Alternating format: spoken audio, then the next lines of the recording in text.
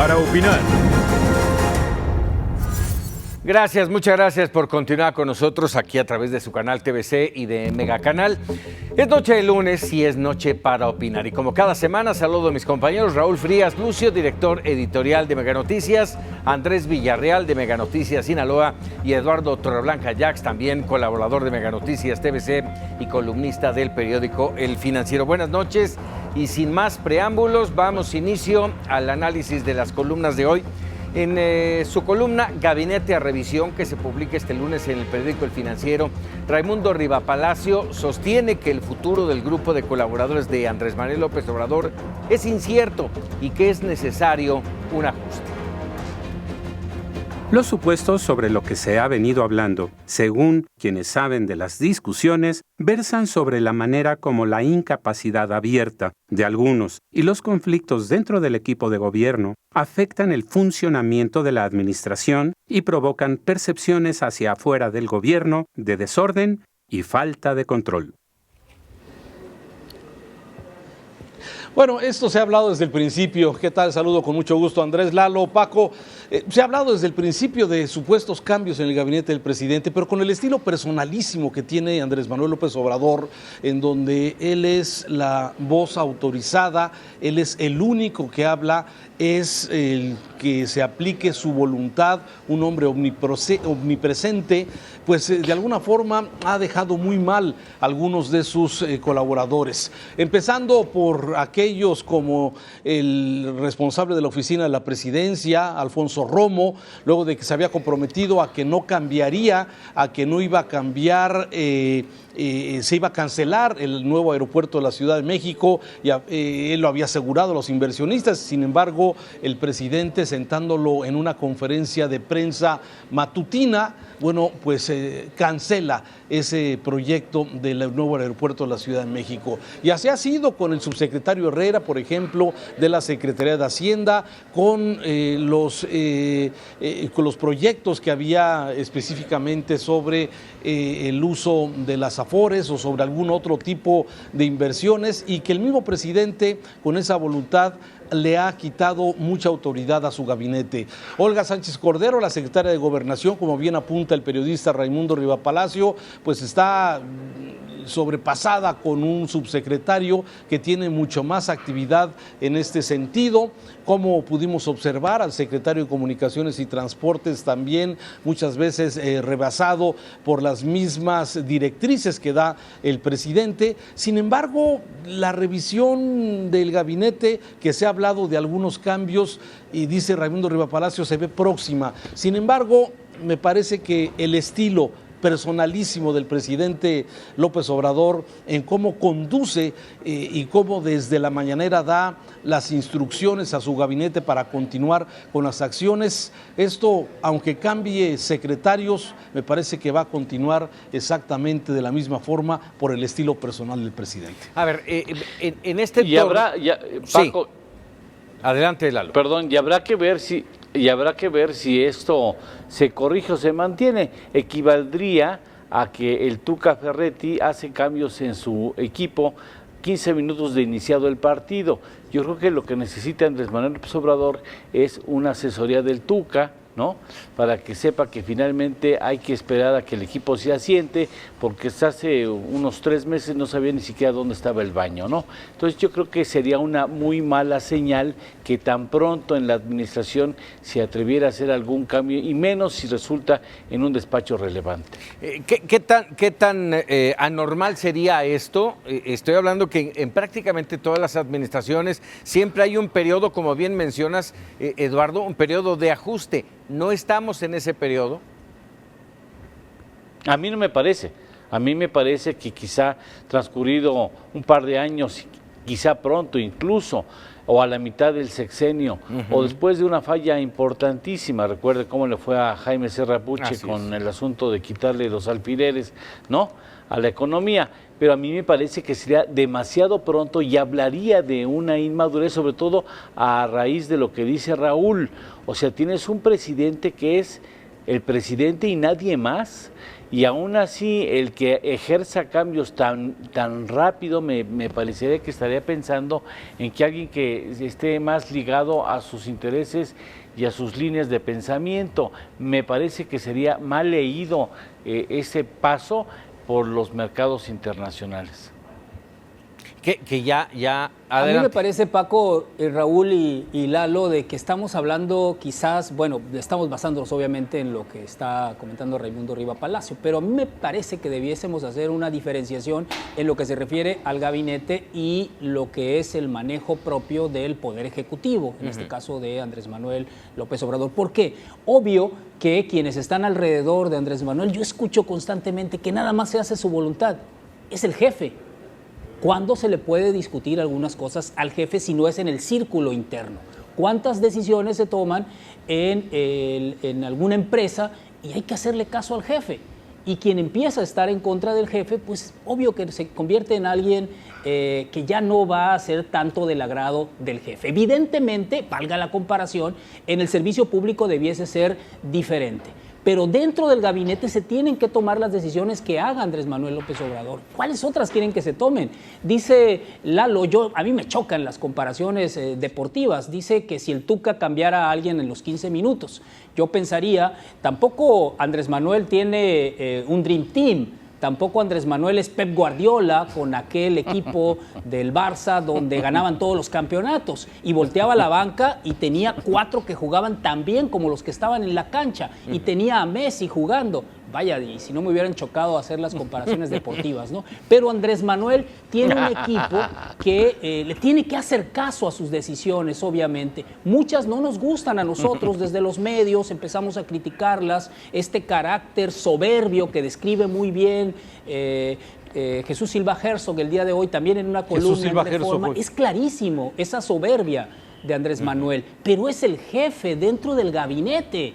Obvio que se tienen que tomar sus decisiones. No me imagino que alguien, que Messi le diga a Pep Guardiola en aquel tiempo, oye, Pep Guardiola, tus decisiones están mal. Se va a hacer en el equipo lo que yo diga, porque yo soy el 10. Sí, Andrés, si fuera esa la analogía, bueno, la aceptamos, pero no es el caso. Estamos hablando de ministros, de secretarios, que sí, si bien tienen y vienen decantando del presidente de la República, bueno, también tienen un nivel y son quienes deberían de aconsejar y de decir, señor presidente, ¿es por aquí o es por acá? ¿Está usted bien o no? Déjame decirte, Paco, en abono a lo que dice Andrés, de mayor presencia, como costumbre, permíteme un tantito, Raúl, voy a hacer rápido. En abono a lo que dice inteligentemente, como acostumbra Andrés, entonces diríamos que botellas de oxígeno para todo el equipo, porque no aguantan 15 minutos más, Adelante, Raúl. Mira, el ejemplo más claro es el del subsecretario de Hacienda, que señalaba que era inviable la posibilidad de la construcción de la refinería Dos Bocas. Ya se lo dijeron las constructoras que fueron convocadas, constructoras de mucha experiencia. No es factible ni por el recurso ni por el tiempo. Sin embargo, eso que se ha explicado por parte de los expertos, para el presidente López Obrador no tiene eco con él. ¿Por qué? Porque él tiene su idea, sigue utilizando los símbolos, sigue utilizando Petróleos Mexicanos como la empresa de todos los mexicanos que representa el nacionalismo de este país y va a hacerlo pues como quiera, como se pueda, si es que se logra hacer. A mí me parece que el gabinete, hubo un ejemplo este fin de semana aquí en Nayarit, sí, sobre el tema de los apoyos a las personas de la tercera edad en Nayarit, donde estuvo el presidente el fin de semana. Cuando el presidente pide que la gente levante la mano que ya está recibiendo su recurso, muy poquitos levantaron la mano. Luego quiso preguntar sobre el tema de los censos, si habían sido censados por estos servidores de la nación. muy poquitos. Me parece que la secretaria de Bienestar, la secretaria la que hoy es el equivalente a la Sedesol, estaría en un grave problema en una situación de este tipo. Pero lo mismo podemos hablar de Nale, que ha mostrado ser una funcionaria con muchas deficiencias, sobre todo con la crisis del petróleo, se acordarán de la gasolina a principios de este año. En fin, me parece que sí valdría la pena una revisión del gabinete, como dice Raimundo Riva Palacio, está a revisión, pero no creo que las cosas cambien mucho con unos o con otros. ¿Por qué? Por el estilo personalísimo que tiene el presidente de gobernar. Y dentro de esto mismo que mencionas, Raúl, ¿estarán de acuerdo? No sé si estarán de acuerdo con lo que dice Raimundo Riva Palacio, que esto tiene que ver con incompetencias por un lado y por el otro las pugnas, y esto me hizo recordarlo lo que mencionabas de la Secretaría del Bienestar, donde hay una pugna al interior de la propia Secretaría. Yo no sé si el pensar distinto de lo que piensa el presidente pueda ser considerado por el jefe del titular o el titular del Poder Ejecutivo como una incompetencia. Yo no sé si pensar distinto de Andrés Manuel López Obrador pueda confundirse o equivaldría a ser incompetente. Y ese cambio me parece que no se justificaría necesariamente. El presidente necesita contrapesos y estamos claros de que no acostumbra, no quiere tenerlos, ¿no? Andrés. No, yo creo que lo más sano que pudiera existir en un equipo, en este caso el Poder Ejecutivo, es que existieran puntos contrarios, que se tolere en un equipo que alguien piensa distinto y que expone su punto de vista, que se debate, etcétera. Eso sería lo sano de un gabinete. No estoy muy seguro que ocurra, no tengo información de qué ocurre en las reuniones de gabinete, salvo lo que se diga en algunas columnas que a veces no son tan creíbles. Entonces yo creo que ahí está la base. Vamos a hacer una muy breve pausa y regresamos con más para opinar esta noche. Ya estamos de regreso para opinar. En su entrega de este lunes, refinar a Pemex en Reforma, Sergio Sarmiento califica la insistencia en construir la refinería de Dos Bocas como simple necedad del presidente López Obrador. El problema empieza desde la decisión de construirla. El crudo es la parte más rentable del negocio de los hidrocarburos. La gasolina tiene un margen muy pequeño, a veces negativo, y requiere de mercados muy grandes y de una implacable eficiencia para la rentabilidad. Pemex siempre ha perdido dinero en gasolina. Su poco capital debe invertirse en crudo. Bueno, a mí me parece, y valdría la pena comentarlo, que difícilmente el pueblo sabio sabe también tanto de aeropuertos como de instalación de refinerías petroleras o del asunto petrolero. Yo en lo personal algo conozco y estoy muy lejos de ser un especialista. Sin embargo, debo de entender que el Instituto Mexicano del Petróleo, por alguna razón fundamentada, es una de las instituciones más sólidas en materia del tema petrolero, no solo de México, sino de América Latina. Concentramos ahí a la inteligencia versada o especializada en asunto petrolero. Y tanto el Instituto Nacional de la Competitividad como el Instituto Mexicano del Petróleo han considerado un proyecto al fracaso la refinería de Dos Bocas. Y yo creo que no lo dicen nada más porque sí, por contradecir al presidente, sino porque están ejerciendo una labor de inteligencia estratégica para la nación.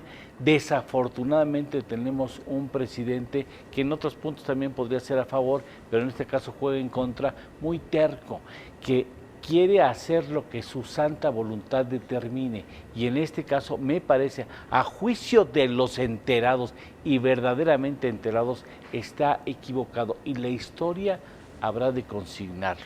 Y me parece pues muy oportuno que digamos que el presidente aquí, desde nuestro punto de vista, se equivoca. O sea, ¿no está en condiciones el Estado mexicano de crear, valga en este caso, empresas para construir, Andrés? Pues a mí lo que más me preocupa, bueno, no lo sé, la respuesta es no lo sé, pero lo que sí sé es esta preocupación con respecto a cruzarnos de brazos y decir la historia va a juzgar a Andrés Manuel si hizo Dos Bocas o si quiso hacer un aeropuerto en el agua, que por cierto hay uno en Hong Kong. No sé, a mí me parece que lo más preocupante sería que no existiera un grupo de contrapeso, sea de la iniciativa privada, de las fuerzas políticas o de cualquier otro lado, que se oponga a estas decisiones que, según los expertos, pudieran ser descabelladas, como la planta de Dos Bocas, u otras más, como el propio Aeropuerto Internacional de Ciudad de México. Ahí es donde la sociedad civil, las organizaciones no gubernamentales, las fuerzas políticas están completamente desmembradas, están completamente fuera de control, que no pueden articular ninguna situación que pueda ser un contrapeso al presidente de la República. Están avasalladas, ¿no? Ha ¿no? sucedido en el pasado.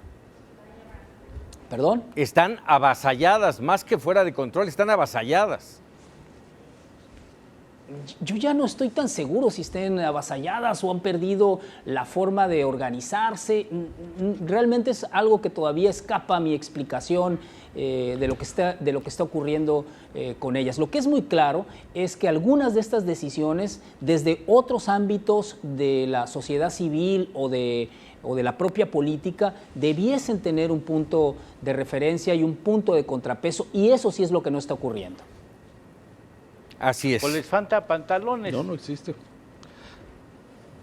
Claro. Acá en el norte se dice otro modo. O la otra, o sea, hay que considerar de alguna forma que para el presidente todo lo que va en contra de lo que él de alguna forma viene planteando pertenece al neoliberalismo, pertenece a los conservadores, pertenece a los fifís, y de alguna forma ha desmembrado, ha desbaratado todo este tipo de presencia de oposición. Entonces, esos contrapesos que hablas, Andrés, de alguna forma no existen, no están vigentes en este momento, porque todo ha sido descalificado. Entonces, para el presidente que entiende bien de símbolos políticos, pero que de temas técnicos evidentemente no sé si no le interesa o no le preocupan, y el ejemplo más claro es el Plan Nacional de Desarrollo, los dos planes que se presentan, el que hizo Hacienda y el que hizo la oficina donde él despacha, y que son visiones completamente diferentes. Me parece que el presidente sigue apostando a este tipo de obras para generar un despunte económico y de desarrollo de la zona del sureste a través de la refinería de Dos Bocas, que ya se ha explicado por los expertos muchas veces que no es el lugar, el punto de Tabasco donde está Dos Bocas, no es un lugar, digamos, accesible, bien comunicado, propicio, que vaya a traer beneficios a esto. Se ha dicho 1000 veces que es más fácil en este momento comprar gasolina y que la inversión debería dedicarse más a la producción de petróleo, que ese es el mejor negocio para México, y no el de refinar gasolinas, que lo puedes hacer hoy con muchas de las refinerías que están ubicadas en Estados Unidos, que están subutilizadas precisamente por esto. Todo esto que se ha dicho con el Tren Maya, la posibilidad de que esta fuerte inversión que se va a hacer no sea financiable, no sea financieramente sana, pero que para el presidente va a generar empleos, puede generar un despunte de esta área tan marginada que tiene nuestro país, de este gran diferencial que hay entre estos dos Méxicos o tres Méxicos que tenemos, y que quizás por eso él está empeñado en hacer esto. Hoy la pregunta es: ¿cómo, luego de que el presidente insiste, a pesar de que no encontró en ninguna de las 4 grandes empresas constructoras de refinerías, que México va a construirlo? La pregunta es: ¿quiénes son los expertos? ¿Qué capacidad hay? ¿Se va a dar en el tiempo? ¿Se va a dar con la inversión que se está hablando de 8,000 millones? Ya subió, eran 6,000 millones originalmente, ahora ya son 8,000 millones. O sea, de alguna forma ya estamos hablando de diferencias importantes en recursos también. A ver, insistimos, de acuerdo a lo que acabamos de oír de ustedes tres, insistimos en que no veremos construida y mucho menos produciendo Dos Bocas. No, bueno, quién sabe si no veremos. Hay quien lo no apuesta. sé si lo que a mí sí me parece claro es que no lo veremos en la presente administración. En tiempo y forma. Las cosas como están. en tiempo y forma, para dejar una cosa también en claro que me parece sumamente grave. Las privadas se equivocan en plazos y en montos. Entonces, Pemex construye. Aquellas Pemex empresas construye. a las Pemex que... no es una constructora. Aquellas empresas a las que elogió en su momento, cuando las anunció. Claro. Y esas, pues por alguna razón pusieron ese precio. Tampoco van a subsidiar a un gobierno. Y ahora me parece que Pemex no es la figura de Pemex constructora la más adecuada. A ¿no? ver. O sea, me parece que hay muchas fallas en esa decisión. El auditorio de Mega Noticias TVC, cuando se dio a conocer que iba a ser Petróleos Mexicanos quien construiría Dos Bocas y se mostró, bueno, las dudas, hubo mucha gente que me preguntó, bueno, ¿y por qué dudan de la capacidad de los mexicanos? No es dudar de la capacidad de los mexicanos. Petróleos Mexicanos tiene una función histórica en donde está su activo fundamental, que es la extracción, ubicación y la extracción y en todo caso refinamiento del petróleo que extrae del subsuelo. Pemex no es una empresa constructora, por más que sea una planta de refinación, ese no es su expertise. Es más, ni siquiera está en el expertise, desafortunadamente, la exploración y explotación de pozos petroleros en aguas profundas, porque no lo desarrollamos. Pemex no es una empresa constructora, es una empresa petrolera. Son dos mercados distintos. Andrés. Y Pues, bueno, sí, Andrés. Perdón, con lo que ha sucedido los últimos 15 años en México, quizás quien debiese construir la planta sea la Secretaría de la Defensa Nacional, que se ha convertido en la mejor constructora de este país. Construye los hospitales más baratos, Pero no es las lo vías mismo. nacionales más baratas. Pero las no es lo carreteras. mismo, No lo estoy diciendo con ironía, lo estoy diciendo bastante en serio. No, pero es que no es lo mismo construir un edificio o un puente que una refinería. A Sedena puede hacer lo que sea, este paso que lleva. Raúl. Ya lo vemos, han pasado de policías a ser constructores de aeropuertos y seguramente Sí. el presidente está echando mano del ejército para todo. O sea, no sería raro lo que dice Andrés, que sea el mismo ejército el que vaya a terminar haciendo Andrés, que vaya a terminar haciendo el ejército la construcción de esta refinería. No lo dudo cómo van las cosas, en estas multifunciones que ha tenido las Fuerzas Armadas en estos 160 días que lleva el gobierno de López Obrador. Raúl, hablando de mano de obra, no del proyecto como tal. Claro, sí, pero a ver, Paco, son de las cosas que de alguna forma sí vale la pena precisar. Este tipo de improvisación, como bien lo dice Lalo, me parece que puede tener altos costos. Durante el sexenio de Felipe Calderón se pretendió construir una refinería en Tula, donde ya hay una y donde ya hay experiencia en su operación. Nada más quedaron los tubos ahí regados. Todos sabemos que quedó solamente y la barda, que fue lo único que se construyó. Exacto. En realidad, una barda alrededor de ese terreno. O sea, a ver, me parece que son asuntos importantes donde los expertos deberían de tener una voz, no el político, no el que tiene intereses, sino para eso hay expertos, hay expertise. Estos señores que participaron las 4 constructoras, por lo menos han construido, según reportan, más de 100 refinerías. O sea, la experiencia que deben de tener es vasta. Sin embargo, bueno, ellos si no le entraron es por algo, porque no confían en el gobierno, porque el recurso no iba a alcanzar, porque el tiempo no les iba a dar y al rato iban a ser penalizados en decir, oye, pues eran 3 años y ya llevamos 4 y resulta que van a ser penalizados. Si no le entraron, puede haber muchos elementos por los cuales estas 4 empresas internacionales, elogiadas por el mismo presidente, ¿sí? Resulta que a ninguna le interesó entrar en estas condiciones. Lalo. Mira, yo creo que Dios es grande, le puso el balón a Andrés Manuel López Obrador para que pateara ese proyecto y no, lo convirtió en autogol nuevamente. Así de plano. Bueno, vamos a ir a una pausa y regresamos. Tenemos todavía mucho más para opinar esta noche. Ya estamos de regreso para opinar. En opinión de Salvador García Soto, los gobernadores de Veracruz y Morelos se han vuelto un dolor de cabeza para el gobierno federal. Esto escribe en su colaboración Los Govers Incómodos de la 4T en el periódico El Universal. La incapacidad manifiesta de Cuitláhuac García y Cuauhtémoc Blanco para contener la ola de violencia e inseguridad que azota a la población de sus estados se ha convertido en un problema que preocupa al presidente Andrés Manuel López Obrador y a su gabinete de seguridad, para quienes la situación convulsa en ambas entidades, donde crecen las ejecuciones y los asesinatos violentos, se vuelve tema recurrente. Yo creo que Andrés Manuel y el Gabinete de Seguridad de la Cuarta Transformación tienen más de dos preocupaciones. No solo el gobernador de Veracruz o el de Morelos están que no hayan qué hacer con el tema de seguridad. Hay por lo menos en México medio país que está en una circunstancia muy parecida.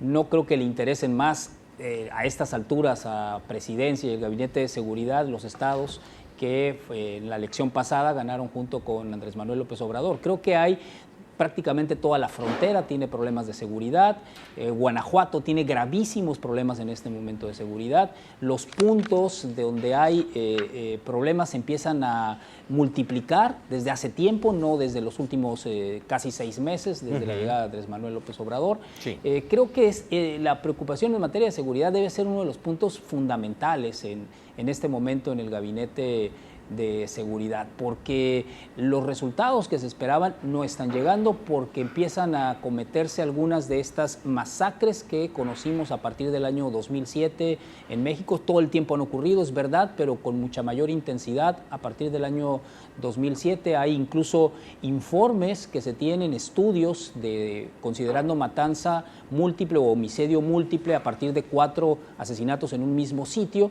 y eso nos habla de las condiciones de este país y han ocurrido ya en este gobierno. El tema de seguridad debiese ser primero que todo una preocupación de los gobernadores, y no parece eso, parece lo contrario, que es un asunto otra vez que se patea a la federación y que la federación al mismo tiempo no haya muy bien qué hacer. Esto es el famoso fenómeno conocido como la papa caliente. Alguien la agarra y lo que hace es soltarla y a alguien le cae en la mano, no es que la quiera agarrar y hace exactamente lo mismo que la anterior, aventarla hacia arriba. Eso está sucediendo no solo en Veracruz y en Morelos.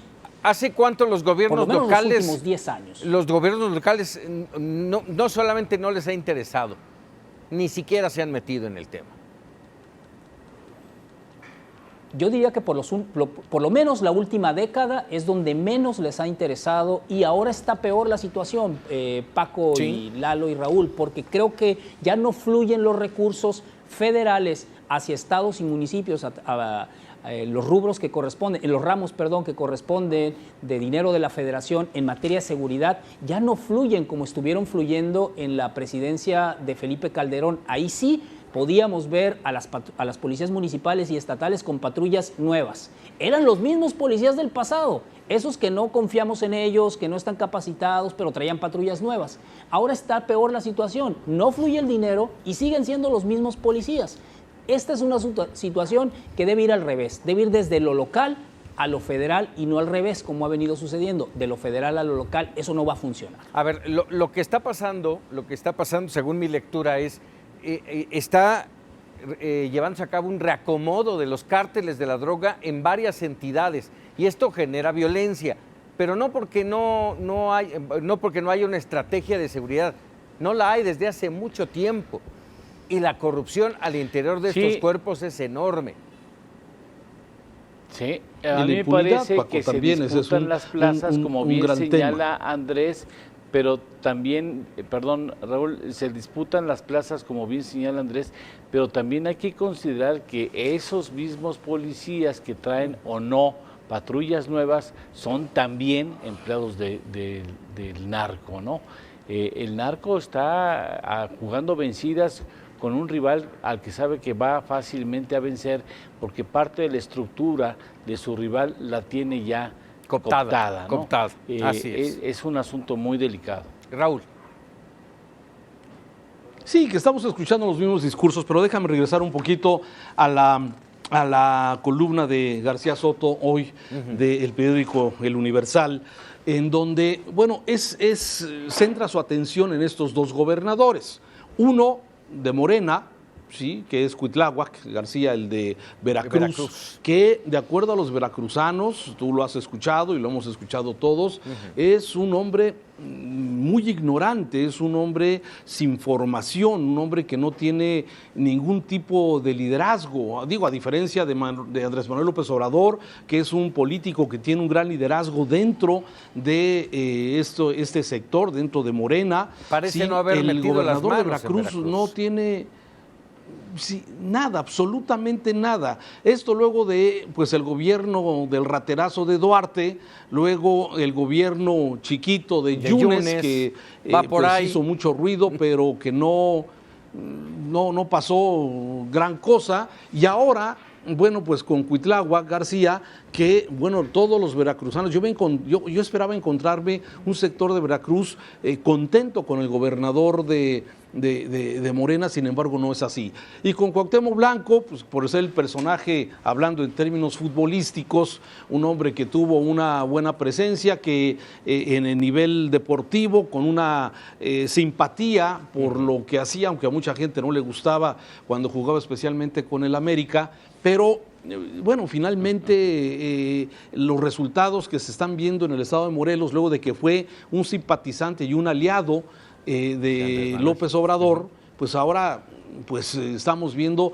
que no está peor que otros, como bien dice Andrés, no está peor que otros estados, como Guanajuato, como estuvo Colima, como estuvo Tepic, como está Jalisco y otras partes de la República. Pero yo creo que aquí el tema principal es que es un nuevo gobierno que ya entró con el nuevo gobierno de Morena y que de alguna forma los resultados han sido pues iguales o peores. Sí, bueno, otros, ¿no? Y yo creo que es exactamente donde ahí viene. En el caso del gobernador de Veracruz, García Soto. En el caso del gobernador de Veracruz, bueno, han sido estos meses cargados en una disputa con el fiscal. Sí, ese ha sido básicamente el tema de su gobierno, la disputa con el fiscal Winkler, y lo último, el tema de las patrullas rentadas a un precio bárbaro, y dices, bueno, ¿qué está pasando, no? Muchas patrullas, una inversión millonaria. La falta de capacidad, Paco. Pero la seguridad ahí sigue, pendiente. Así es. Yo creo que eso es lo sobresaliente de esto y que yo destacaría de esta columna de Salvador García Soto. Sobre lo que comentas de la parte de inseguridad, aquí mismo en Jalisco este fin de semana tenemos más de 34 personas que fueron desenterradas, fueron inhumadas de unas fincas, en donde pues sigue esta guerra, que es el mismo discurso que escuchamos en tantas ocasiones durante los sexenios pasados, desde el presidente Calderón, pasando por Peña Nieto, y seguimos escuchando lo mismo que nos dijeron en aquel entonces: ajustes de cuentas entre los grupos del crimen organizado. Yo no sé qué pasó en algunas ciudades como La Paz o como Los Cabos en Baja California, que ahora, de acuerdo a los últimos datos, han mantenido cierta estabilidad. ¿Qué es lo que se traduce? ¿Qué es lo que se dice? Que un grupo predominante del crimen organizado ha eliminado a sus detractores, a su competencia, y ellos de alguna forma pues mantienen algunas ciudades como estas que acabo de mencionar con menos violencia. Pero si hablamos de Guanajuato, si hablamos de Jalisco, hablamos de Morelos, de Veracruz y de muchas partes del país, la situación pues sigue exactamente igual, y esperando que llegue la Guardia Nacional, que hoy por cierto están en discusión las leyes secundarias para que se conozca cómo va a operar la Guardia Nacional, y no solamente porque traigan en el antebrazo una GN, algunos de los militares o de los marinos que ya participaban anteriormente en áreas de seguridad y que ahora, ante la emergencia que se ha dado en muchas ciudades, como las que ya mencionamos, bueno, pues de alguna forma está operando digamos, sin leyes secundarias, sin reglamentación, la Guardia Nacional, que es la única, digamos, esperanza que tenemos los mexicanos de que ojalá funcione.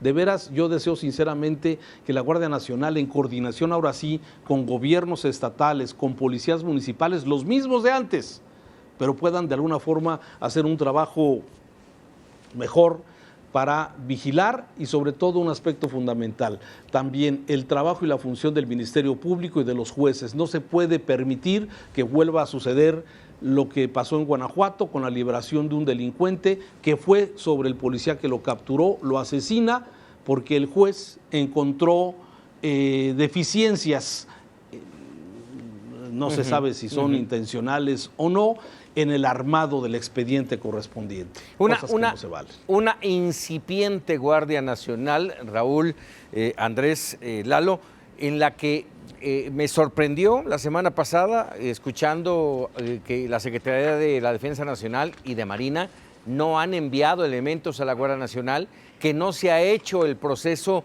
para llamar a la gente y instruirla en el entorno de esta Guardia Nacional, que se les está pidiendo en algunos casos que lleven sus botas, y yo me pregunto, bueno, va a pasar como en la gran mayoría de las corporaciones policíacas, en las que el elemento tiene que pagar uniformes, tiene que pagar patrulla, tiene que pagar todo.